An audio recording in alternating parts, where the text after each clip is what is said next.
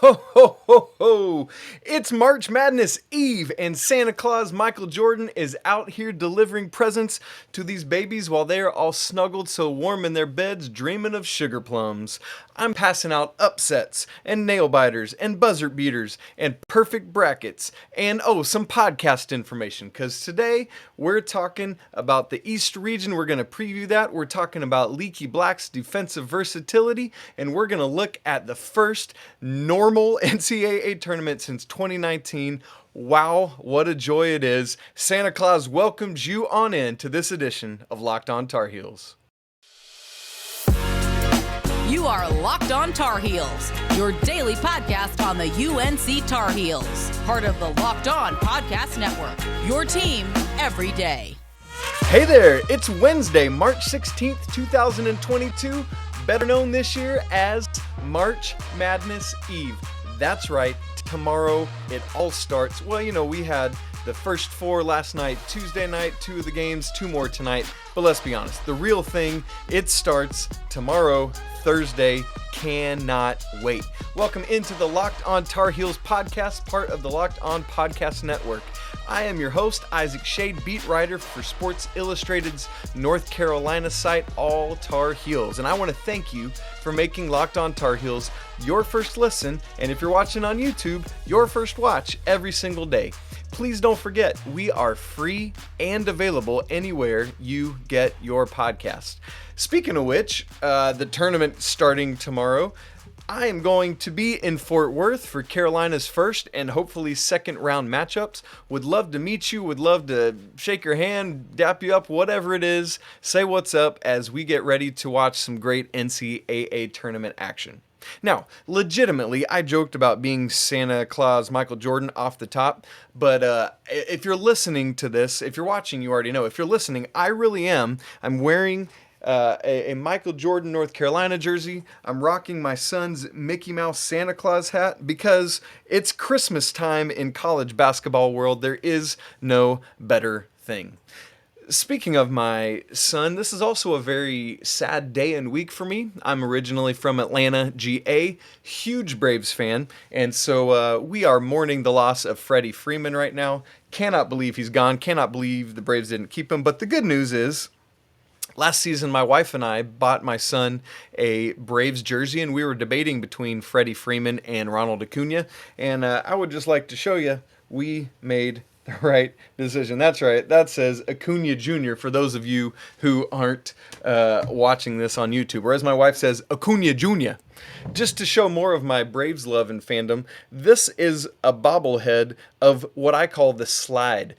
The ending of the 1992 NLCS Game 7. If you have no idea what I'm talking about, go watch it immediately. It will change your life. One of my favorite sports moments of all time. All right, we're diving in. We're talking about, off the top today, the preview of the East region, which is what the Tar Heels are in. So that's why we're talking about it. I ran down the teams in this tournament. In this bracket the other day, but let me hit it back for you. We've got in the first game, Baylor versus 16 Norfolk State, Carolina versus Marquette in the 8-9, St. Mary's versus Wyoming or Indiana, which we know now it's Indiana. 4-13 is UCLA and Akron.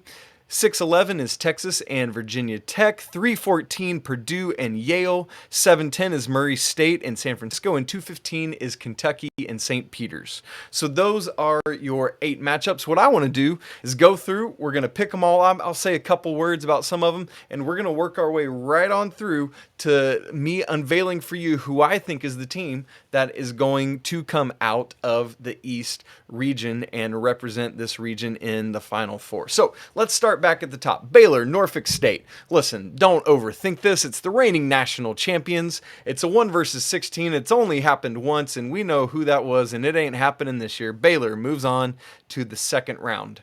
Next up, also from Fort Worth, Texas, that second game, Carolina 8 seed versus Marquette, the 9th seed.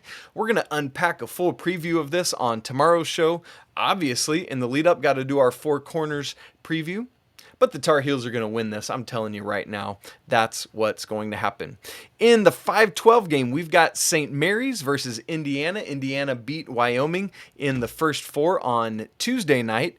And I'm going to say they are this year's UCLA. Coming out of the first 4, Indiana's playing hot in the Big Ten tournament, beat Wyoming, and I think they are going to beat St. Mary's, and move on to the second round. That next game coming down the East bracket, the 4th seed UCLA Bruins against the Akron Zips, the 13th seed. What a great nickname. Too bad it's not going to be in the tournament very long. The Bruins are moving on, a little bit more of that magic left over from last year. Moving down to the bottom half of the bracket, we've got the 6th seeded Texas Longhorns against the Virginia Tech Hokies. Coming off that crazy impressive ACC championship, Texas has underwhelmed and underperformed this year. Preseason, many people had them top 10 nationally, and they just haven't done it. They did play in a tough Big 12, but they ain't winning this game. The Hokies stay hot. Virginia Tech, 11 seed, moving on. On down is Purdue, the 3 seed, versus Yale. Purdue, as I said on Monday's show, is this year's Iowa. Fantastic offense, can't play a lick of defense, but they've got enough to overcome the smart kids in Yale. Purdue moves on to the second round. Next, Murray State, the 7th seed, versus the 10th seeded San Francisco Dons. I hate that these two teams are matched up because I really wanted to see them both be able to move on to the second round. Both great mid-major teams, but ultimately for me, it's all about Murray State. I think they are this year's Loyola Chicago. They are moving on to the second round where they will face the Kentucky Wildcats, who will come out of that 2-15 matchup against St. Peter's. Moving into the second round, we will have Baylor versus North Carolina. You might not have looked into Baylor too much because you're probably spending a lot of time on Marquette, but I'm looking ahead because I got to have the answers for you. Baylor's missing 2 of their key contributors, Jonathan Chama-Chachua, who has been out for several weeks now, and probably LJ Cryer will still be out. I think because of that, Carolina is going to be able to overcome the Bears, who are playing very close to home. It's going to be sad for their fans, but the Tar Heels are moving on to the second weekend and the Sweet 16. Next will be Indiana versus UCLA. I just told you, I think Indiana is this year's UCLA, getting hot at just the right time, coming out of that Final Four or the first 4 to make the Sweet 16. That's what they're doing. UCLA is not going to repeat last year's magic. The 4 seed is going home. Virginia Tech versus Purdue. Been a great run for the Hokies, but Purdue's just got too much size. They're going to overwhelm Justin Mutz and Keve Aluma, and Purdue is moving on to the second weekend. And this is where it gets interesting. Murray State versus Kentucky. The Fightin' Ja Morants are this year's Loyola. I just said it. They're underseeded and a team that nobody wants to see coming. They are going to beat Kentucky, who never fully got back healthy at the end of the season with their guards. And it is a couple holdovers, KJ Williams and Tevin Brown from that 2019 season that upset Marquette. Marquette's losing a lot right now, and they're going to move things on for the Racers into the second round. Why? They have the highest winning percentage in all of basketball. Haven't lost since late December. That's what's happening. So then, Sweet 16, regional semifinal, we got Carolina versus Indiana, 2 of the most historic programs in the country, and Purdue versus Murray State. I'm saying the Tar Heels are rolling on. This is where Indiana's magic runs out. I think Leaky Black will be able to shut down Trace Jackson Davis if he guards him. And the Tar Heels are moving on to the Elite 8. And then we've got Purdue, Murray State. This is where I think Murray State's run ends and Purdue's size with Travion Williams and some of the rest of that team. Jaden Ivey running the show. He's just too much. And that wins out over Murray State. So then that brings us to the regional final, the Elite 8. A matchup from back in Uncasville in November, Tar Heels and Purdue. Carolina fought in that game, lost just by 9, but unfortunately, I'm going to say Purdue is winning this game. Again, going to beat the Tar Heels, just overwhelming Carolina with their size. Purdue is coming out of the East. They're going to be the Final Four representative from the East bracket. As much as I hate to say it, that is what I see happening in this region. Well, a big part of what's going to lead Carolina to that Elite 8 appearance is Leaky Black's defensive prowess.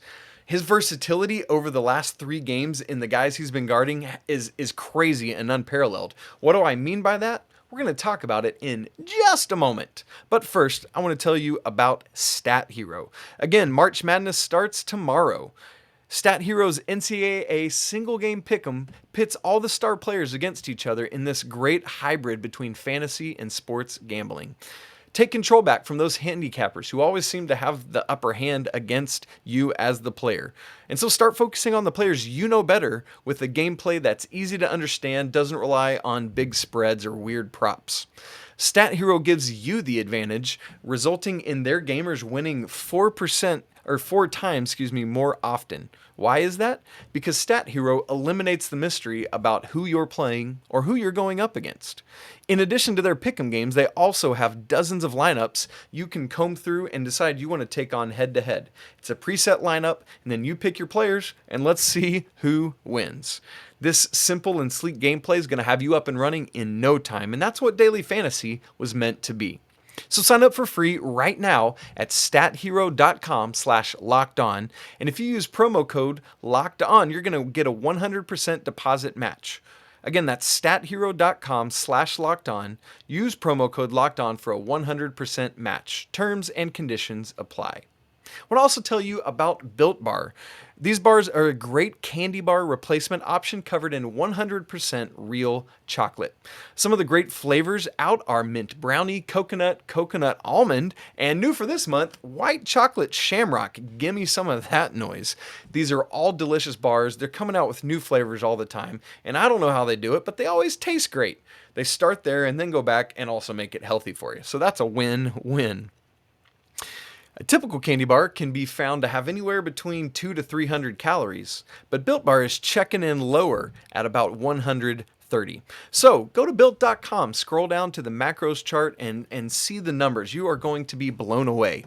In addition to just those 130 calories, 4 grams of sugar, 4 net carbs, and 17 grams of protein. Those numbers are awesome. So go to Built.com, use promo code LOCKED15, and you're going to get 15% off your next order. Again, that's promo code LOCKED15 for 15% off at Built.com. As we get into the second segment of the show, I want to remind you, today's really the last day that it makes sense to listen to the Locked On Bracket Breakdown. It's out right now. You probably saw it pop up in your podcast feed here for the Locked On Tar Heels podcast. If you're not subscribed, go do it, and you'll find it there. And it's also on the YouTube channel, so you can watch it. College basketball experts Chris Gordy, Andy Patton, and betting expert Lee Sterling give you in-depth breakdowns on every single matchup. So make sure you catch that before Thursday's action starts. All right, Leaky Black. This dude is on a different level right now, right? He's always been known as a Tar Heel. He's always been known as a solid defender. But this season, it has just ramped up like crazy.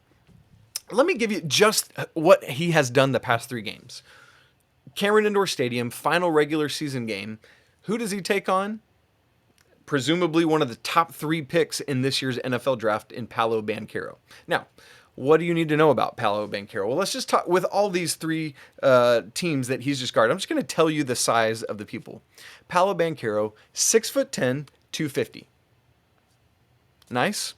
Then Carolina, in their first game in the in the ACC tournament, goes up against Kihei Clark. Banchero is 6'10", right? You remember I just said that? Kihei Clark, 5'10", 172. One of those dudes is moving around a little bit more quickly than the other. One of those dudes has a lot more size than the other. So yeah, that's what Leaky Black is dealing with. And then against Virginia Tech, started off against sharpshooter Hunter Couture, 6'3", so somewhere in between Banchero and Kihei Clark, 200 pounds, chasing him around the three-point line. And then eventually, as personnel changed and had to switch around, winds up taking some time on Justin Mutz, 6'7", 230. My man Leaky, and let me give you Leaky's numbers really quick here. 6'8", 200 pounds. So Banchero 6'10", Kihei Clark 5'10", Couture 6'3", Justin Mutz 6'7". This dude is guarding a 1, a 2, a 3, and a 4. And really, Banchero could be a small ball 5 if necessary. But Leaky is guarding all of that.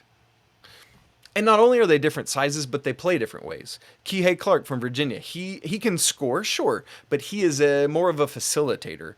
And Leaky Black's job was just to blanket him. Coach Davis saw that Kihei Clark is the engine that makes Virginia go. So he said, Leaky, go shut that dude down. What did Leaky do?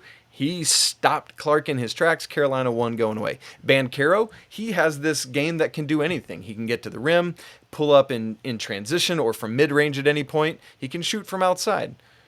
And he's got 2 inches and 50 pounds on Leaky. And Leaky's being asked to guard that. And he's doing it. Banchero had a good game, sure. But Leaky, that's what's up.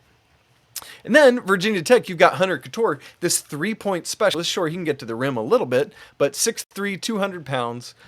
Leaky's got all this size on him, which is going to bother him. But, man, Leaky's having to chase him around screen after screen after screen to get open. You know how teams do for 3-point shooters. And then he's got to go guard a bruiser in Justin Mutz. This dude is thick. He's only 6'7", but 230 pounds. And Leaky has an inch on him, but gives up 30 pounds and has to hold on to this dude in the post after chasing the Hokies sharpshooter around.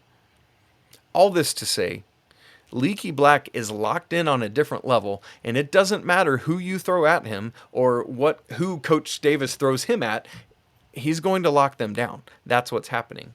Carolina had a press conference on Tuesday before they left for the Fort Worth area, and one of the questions Leaky Black was asked was about how he's leaned into that this year, and he talked about how just over about the past month or so, things have really clicked into place for him, and he talked about how his dad has said that you need to take pride in this defense, and that is how you make your name, that is how you stay on the court, and so Leaky said, I'm doing it.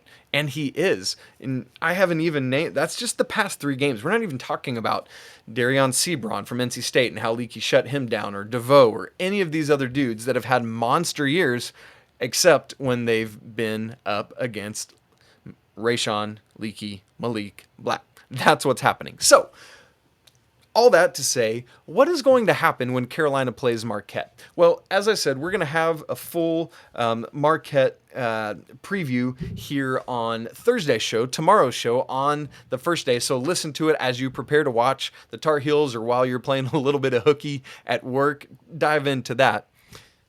But let me just give you a little preview of Marquette. Leading scorer, 17.1 points a game, 7 leading rebounders, 7.9 rebounds per game, is Justin Lewis. Let me tell you about Justin Lewis. He is a freshman, 6'7", 245. Big dude, right? 1 inch smaller than Leaky, but he's got 45 pounds on him. Leaky did okay with Banchero, who has 3 more inches than that and 5 more pounds. Also, Leaky has all the wily veteran moves and would be going up against a freshman.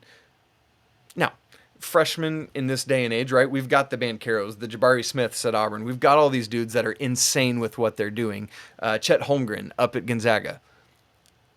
But this freshman from Marquette put up against Leaky Black, I know he's leading his team in scoring and rebounding. Coach Davis is going to sick Leaky Black on him, and it is going to be the end of his day.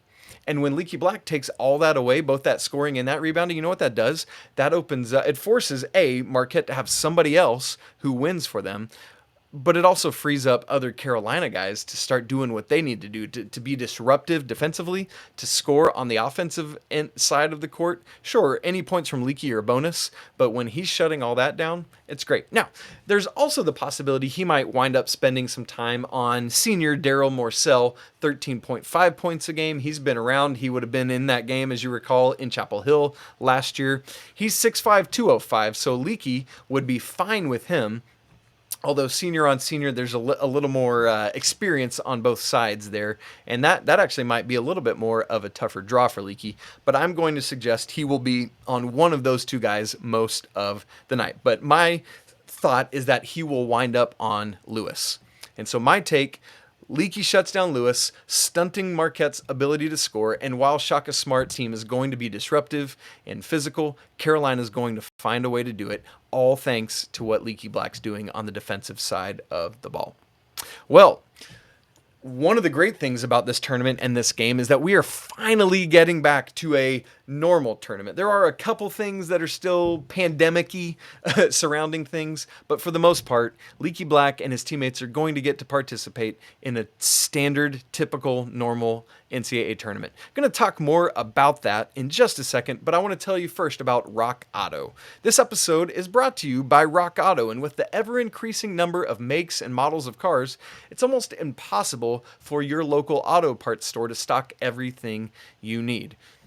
I've got a big hole in my muffler right now in my car. You can hear it from a mile away. And so I don't want to go to the store and be asking for all, like, how can you make this happen? I want to go to Rock Auto and find the part that I need, order it, and then take it to a store and have them put it in for me, inevitably saving time and money. Rock Auto is a family business serving do-it-yourselfers for over 20 years, and that consistency is something that you can believe in. Rock Auto prices are reliably low for every customer, and their inventory has everything that you need. So, again, save time and money when using Rock Auto. Go explore their easy-to-use website today and find the solution for all your auto part needs: brake pads, lights, motor oil, and even new carpet. And while you're there, write "Locked On" in their "How did you hear about us" box so that they know we sent you. Amazing selection, reliably low prices, all the parts your car will ever need. That's rockauto.com. Well, Hosanna, praises. For the first time since 2019, we are having a normal tournament. You might remember 2019, Virginia won the tournament. They had some crazy close calls, wound up getting that victory, avenging what happened the year before with that first round loss to UMBC, first ever time 16-1. But then we got to 2020 and everything fell apart. And I probably very similarly to you, I remember exactly where I was when all of that happened. I was boarding a plane to go to my grandpa's funeral. I look at my phone and it says 2020 March Madness has been canceled. Bummer, but understandably so. Last year, we got to have a tournament, but you'll recall that was no way near normal. Kind of followed the NBA model. There was a bubble-ish going on in Indiana with all of these sites in and around the Indianapolis greater metro area. Players were confined to their hotels, could only leave to go to games or practices or media obligations, whatever it was. And so great to have the tournament back. So happy for Baylor in winning. But my, oh my, it just was not the same. But you know what's about to happen? If you watched the first four, you saw it going on there in Dayton. We are getting back to normal, to the best time of the year, the greatest time of the year, filled with all these wonderful games, all these wonderful shots and nail biters and upsets and everything else. And people are going to be in the building to give it all this energy and excitement. And it's going to be rad and incredible. So, like I said, though, there are a couple things that are still a little bit off or wonky. So, for example, like I had said earlier, I'm going to be able to go down to Fort Worth and be there to cover the game for Sports Illustrated. And so one of the things that came in my media packet is it says that we're still not allowed in the locker rooms. There's only going to be select media from like CBS entities or TBS entities or Westwood One, who's the official radio sponsor, who will be able to be part of some of that things. And so, you know, there are some things like that won't be standard, like instead of press food, we're going to have vouchers to go to the concession stand or whatever. So that's kind of funny. But fans will be in the arena. Families will go get to see their sons play and daughters play in the women's tournament. It's going to be great. It's going to be awesome. And you know the players are pumped for it. You know the coaches are pumped for it. You know the referees are probably pumped for it. It just brings more life and vitality to what's happening rather than it feeling like a scrimmage or something dumb and dull and boring like that. So, on this same press conference on Tuesday where I referenced Leaky Black talking about it, Coach Davis and several of the players acknowledged just the difference that it will be. Coach Davis talked about how he actually really hasn't addressed the difference in having fans back really all year. There was the first true road test at Charleston, at College of Charleston. He said, I didn't really talk to him much about it there or what it would be like to run out of the Smith Center to a raucous home crowd for the first time. And so he said, I really haven't dived into doing that for the NCAA tournament either, other than talking about just how exciting it will be, and talked about some of his own experiences as a player having this opportunity. What's interesting is there are 2 players on Carolina's roster who have been in the NCAA tournament in a normal fashion before. One of them at Carolina and the other Brady Manek, who got to experience it twice at Oklahoma. Remember that Manek, this is his 5th year of college basketball, and so he was at Oklahoma in both 18 and 19, those last 2 regular NCAA tournaments before the pandemic hit.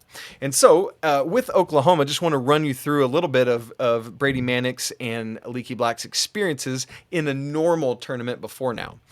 2018, Oklahoma made the NCAA tournament, lost, unfortunately, to Rhode Island in overtime, 83-78. You might recall that game because that was Trae Young's only year in college. Interestingly, as I looked back on their roster, Cam McGusty, who's now one of Miami's star players, was a starter for Oklahoma in that game.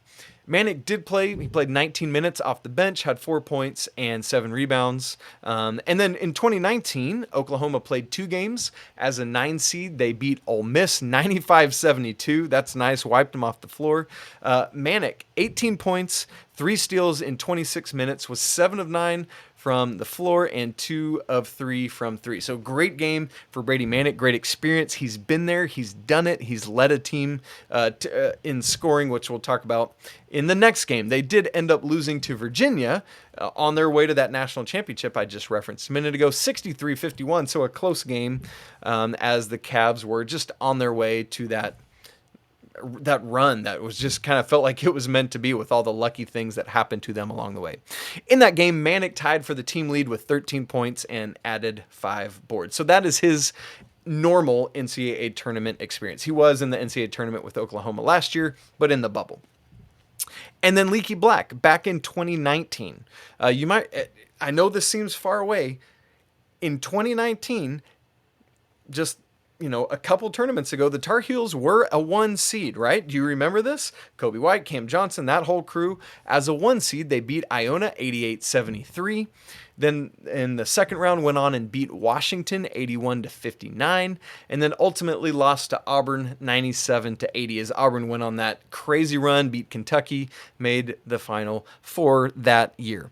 Now, of course, we also got to go back, and Iona, what are you doing getting the Tar Heels sick? I forever will blame that as why the Tar Heels ultimately lost to Auburn. Nasir Little just was unhealthy. It was a whole thing. Anyway, Leaky Black did play in all 3 of those games in 2019, but just had a log jam ahead of him in terms of minutes and personnel, and so just played a couple bit minutes off the bench in each game. But he does have experience playing in 3 NCAA tournament games. So does Brady Manek. Manek in a bigger role. But nobody else on this Tar Heel roster has played in a typical, normal, big crowd NCAA tournament game. And so what does that mean? In this day and age, for a blue blood, a high major team like Carolina to have 2 of their starters with that level of experience in a normal NCAA tournament is going to be something that a lot of teams in this tournament won't be able to match up against or have on their own roster. And so having 40% of your starters with 3 games of NCAA tournament experience each is huge. 3 games of normal NCAA tournament experience each is so big and monumental that I think that's going to be a big part of helping Carolina have this victory over Marquette on Thursday in the first game. Well, that is it for today's edition of Locked On Tar Heels. Again, if you're driving down to Fort Worth or flying over to Fort Worth, please come find me. I would love to meet you and talk to you and say hi and talk about what's going on in life. And you can cheer on the Tar Heels. I won't be able to because I'll be on press row, but you cheer for me and that'll be great. Please, wherever you're listening to this, go and subscribe to the show so you get podcasts whenever it drops into the feed. And if you're listening on a platform where there's rating and review opportunities, please do that. If you like what you're hearing on this show, please tell a friend. Would love to have more people coming in. There's more people coming all the time. Tuesday was the most downloads in Locked On Tar Heels podcast history. So keep it going, y'all. Keep this great momentum going. Coming up on tomorrow's show, we are going to preview Carolina and Marquette because it's happening on Thursday. We'll use our Four Corners preview that I do for that. We're going to preview the rest of the NCAA tournament. I want to give you my final 4 picks, and we're going to get everything ready for what's happening all around the country at the greatest time of the year. Buckle up. It's coming. March Madness 2022. Thanks so much for making Locked On Tar Heels your first listen, and if you're watching, your first watch every single day. Now, let me encourage you to make Locked On NFL Draft your second listen. Ryan Tracy and former NFL cornerback Eric Crocker bring the NFL Draft to life every day with insight and analysis on college football prospects and NFL front offices. It's free and available wherever you get podcasts. So thanks so much for spending part of your day talking Carolina sports with me. What a joy to be together. I hope you've had a great time and you're getting primed and ready for this tournament just like I am. Man, it is always a great day to be a Tar Heel. Until tomorrow, it's Christmas Day! Peace!